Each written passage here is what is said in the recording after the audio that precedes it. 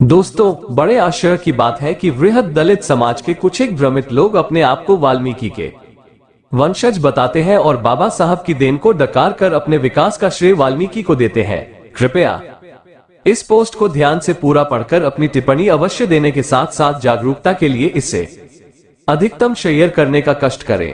1. त्रेता युग में शूद्रों को शिक्षा ग्रहण और तपस्या करने का अधिकार नहीं था, लेकिन वाल्मीकि जी तो महान तपस्वी और ब्राह्मणी भाषा संस्कृत के प्रकांड विद्वान थे।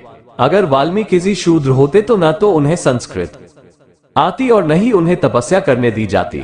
2. वाल्मीकि रामायण में स्वयं वाल्मीकि जी ने श्लोक संख्या 7/93, 16, 7, 96/18 और 7, 111/11 में लिखा है कि वे ब्रह्मा के पुत्र प्रचेता के 10वें पुत्र हैं, अर्थात वाल्मीकि जी ब्राह्मण ब्रह्मा के पौत्र थे। प्रेचेतसो दशमा पुत्रो रघुवनंदन मनसा कर्मणा वाचा भूतपूर्व न किविषम। और प्रचेता, जिन्हें वरुण भी कहते हैं, ब्रह्मा के पुत्र थे।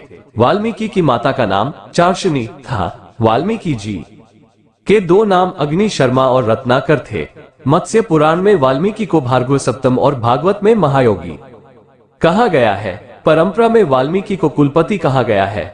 कुलपति चांसलर उस आश्रम प्रमुख को कहा जाता था जिनके आश्रम में शिष्यों के आवास, भोजन, वस्त्र, शिक्षा आदि सभी आवश्यकताओं का प्रबंध होता था। 3. वाल्मीकि रामायण में ही वाल्मीकि जी के समकालीन ही शूद्र जाति के एक महान तपस्वी महर्षि शंभुक वध कांड का विस्तृत वृतांत लिखा गया है। इस कांड में राम ने निर्दोष शूद्र महर्षि शंभुक की हत्या केवल इसलिए कर दी थी कि वे घोर तपस्या कर रहे थे, क्योंकि उस समय शूद्रों को तपस्या करने का अधिकार नहीं था। अगर वाल्मीकि जी भंगी होते तो सीता न तो उनके पास जाती और न ही लव कुश को उनसे शिक्षा दिलवाती। 5. रामायण या किसी भी ग्रंथ में कहीं पर भी वाल्मीकि जी को कभी भी तिरस्कृत होते नहीं दिखाया गया है। 6. रत्नाकर नामक ब्राह्मण वाल्मीकि को युवावस्था में एक चांडाल के रूप में भील जैसा कहा गया है, तो कुछ एक दुष्कर्मी ब्राह्मणों को आज भी चांडाल कहा जाता है। 7. वाल्मीकि जी भारद्वाज ऋषि जैसे ब्राह्मणों के गुरु थे। उस काल में एक शूद्र ब्राह्मण का गुरु बन ही नहीं सकता था।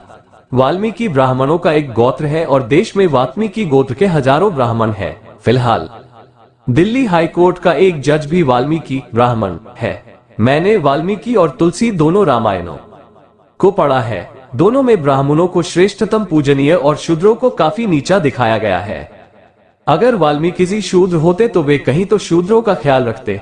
ब्राह्मणों के कहने से राम द्वारा महान ऋषि शंभुक वध का वृतांत वाल्मीकि रामायण में ही मिलता है, तुलसी रामायण में नहीं।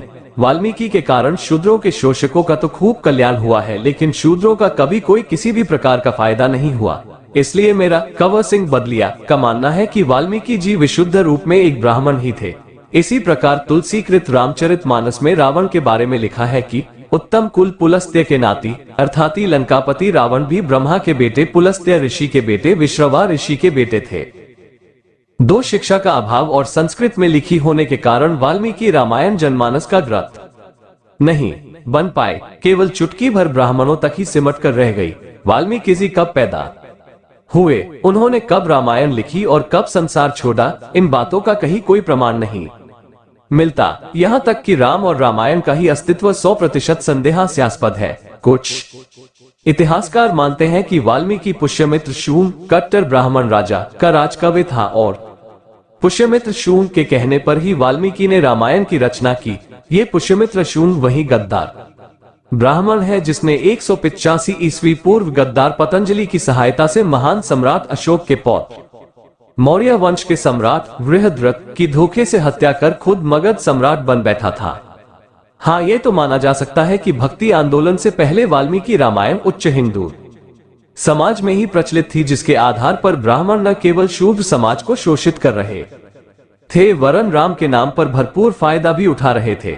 ब्राह्मणों के आडंबरों, मिथ्यावाद, अत्याचारों और शोषणों के कारण शूद्र शोषित समाज भटक गया। फलस्वरूप एक ही समय समकालीन अनेकों संत पैदा हो गए, जिनमें प्रमुख थे परम संत कबीर 1398 to 1518, संत शिरोमणि रविदास 1450 1520 और गुरु नानक देव 1469 to 1539 शूद्र समाज में पैदा हुए। और उन्होंने ब्राह्मणवाद को भारी चोट पहुंचाई। जब ब्राह्मणवाद आखिरी सांसें लेने लगा तो उन्होंने एक तुलसीदास दुबे 1532-1623 नामक ब्राह्मण को रामायण को पुनः छंदात्मक लोकल हिंदी भाषा में लिखने के लिए लगा दिया और इस प्रकार तुलसीदास की रामचरित मानस सन 1600 के लगभग प्रकाश में आए। एक सोची समझ चाल के तहत ब्राह्मणों ने महर्षि वाल्मीकि जी को भील, भंगी, चूहड़ा घोषित कर दिया और तुलसीदास की रामायण का जोर शोर से प्रचार प्रसार विज्ञापन किया गया कि वह वाल्मीकि रामायण का ही अवधि हिंदी रूपांतरण है। कुएं खुदवाना, प्यावे बनवाना, धर्मशालाएं बनवाना, नौटंकियां करवाना उस सेय के विज्ञापन के प्रमुख तरीके थे। इसलिए ब्राह्मणों, क्षत्रियों और वैश्यों ने मिलकर जगह जगह उत्तर पश्चिम भारत में 16वीं और 17वीं सदी में वाल्मीकि जी के नाम से सैकड़ों प्यावेन और धर्मशालाएं बनवाई। कुछ एक छोटे मोटे मंदिर भी बनवाए। चूहड़ों ने वाल्मीकि को अपना धर्म गुरु मानकर ब्राह्मण विरोधी आंदोलन का बहिष्कार कर दिया और इस प्रकार महान संतों कबीर, रैदास, नानक के ब्राह्मणवाद विरोधी समाज सुधार आंदोलन को तुलसी की रामायण द्वारा दबा दिया गया। चूहड़ा, भंगी जाति को वाल्मीकि कब और कैसे बनाया गया, इसके पीछे लगभग 90 वर्ष पुराना इतिहास है। ज्ञातव्य हो कि 20वीं सदी की शुरुआत में डॉक्टर अंबेडकर, अच्युतानंद और मंगूराम ने संपूर्ण दलित समाज को एकता के सूत्र में बांधने का आंदोलन बड़ी तेजी से चला रखा था, जो ब्राह्मणों और अन्य जातियों के लिए सिर दर्द बना हुआ था। उनके आंदोलन को तोड़ने के लिए ब्राह्मणों ने एक तगड़ी कूटनीतिक योजना के तहत आर्य समाज के एक चतुर ब्राह्मण अमीचंद शर्मा को चूड़ों भंगियों को बहकाने, भटकाने और फुसलाने की जिम्मेदारी सौंपी। अमीचंद शर्मा ने अपने मकसद में कामयाब होने के लिए 1925 में श्री वाल्मीकि प्रकाश नामक एक पुस्तक लिखकर उसे चूड़ों भंगियों में खूब मुफ्त बांटी। इस पुस्तक में अमीचंद ने वाल्मीकि को चूड़ों भंगियों का गुरु बता दिया, जिससे वे पुनः बहककर अटूट दलित एकता आंदोलन से अलग हो गए। 1935 में जब बाबा साहेब डॉ.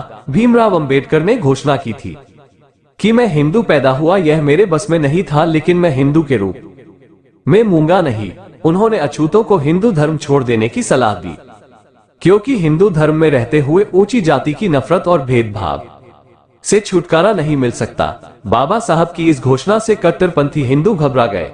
उन्होंने एक षड्यंत्रकारी योजना के तहत वाल्मीकि को चूहड़ों भंगियों का गुरु स्थापित करने के लिए एक तेज अभियान चलाया। उन्होंने चमारों को भी उनकी जाति में पैदा हुए रविदास जी के अनुयायी बनने के लिए प्रेरित किया। कट्टर हिंदुओं और आर्य समाज ने अपनी इस योजना को सफल बनाने के लिए लाहौर में वेतनभोगी कुछ कार्यकर्ता नियुक्त किए। इनमें पृथ्वी सिंह आजाद, स्वामी शुद्रानंद और प्रो यशवंत राय प्रमुख थे।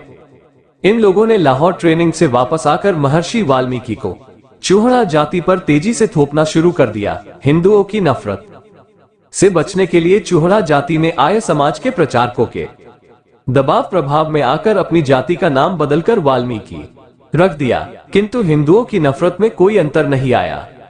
भेदभाव और नरक पहले जैसे ही बरकरार रहे।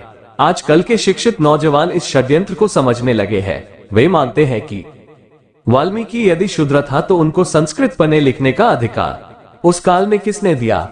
वाल्मीकि शूद्र थे तो रामायण में शूद्रों के प्रति इतनी नफरत क्यों लिखी गई है? वाल्मीकि रामायण में एक तरफ तो शूद्र जाति के महर्षि शंभुक की राम ने हत्या केवल इसी कारण कर डाली कि शूरों को शिक्षा ग्रहण करने और तपस्या करने का अधिकार नहीं था, वहीं दूसरी और वाल्मीकि जी न केवल संस्कृत के प्रकांड विद्वान थे वरन वे गुरुकुल भी चलाते थे। कैसे? वे सीता और लवकुश का भरण पोषण करते और उन्हें शिक्षित भी करते थे। रामायण या किसी भी ग्रंथ में महर्षि वाल्मीकि का अनादर होते नहीं दिखाया गया है। आज नौजवान न केवल अपने आप को वाल्मीकि कहलाने से इनकार कर रहे हैं, बल्कि वे वाल्मीकि रामायण की कठोर शब्दों में आलोचना भी करते हैं। आज का चूहड़ा समाज खुलकर वाल्मीकि का चौला उतार फेंक कर अपने भविष्य को उज्जवल करने के लिए अंबेडकर की विचारधारा को अपना रहे हैं।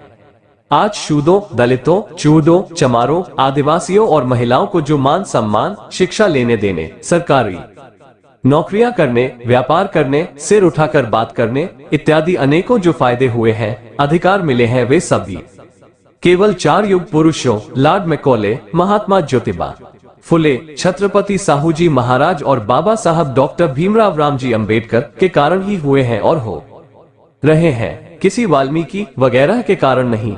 वाल्मीकि जी तो हजारों सालों थे, तो फिर चूडों भंगियों की स्थिति हिंदू समाज में सबसे घृणित, घटिया, दयनीय और निम्न स्तर की क्यों रही है? ये पहले क्यों नहीं सुधरी? इसलिए कृपा करके वाल्मीकि के नाम के षड्यंत्र से बाहर निकलकर अम्बेडकरवाद आंदोलन से सक्रियता से जुड़कर संपूर्ण शूद्र दलित समाज को जोड़ने और उनके लिए विकास कार्य करने का प्रयास करें, तोड़ने का नहीं। इसी में सभी का फायदा और कल्याण होगा। कुछ अप्रिय लगे तो कृपया माफी का दान दे। काफी बातें और भी हैं जिन पर बाद में चर्चा करेंगे। दोस्तों, अगर वीडियो अच्छी लगी हो तो लाइक करें और हमारे चैनल पर पहली बार आए हैं तो चैनल को सब्सक्राइब करें। मिलते हैं एक अच्छी वीडियो के साथ, तब तक के लिए नमस्कार।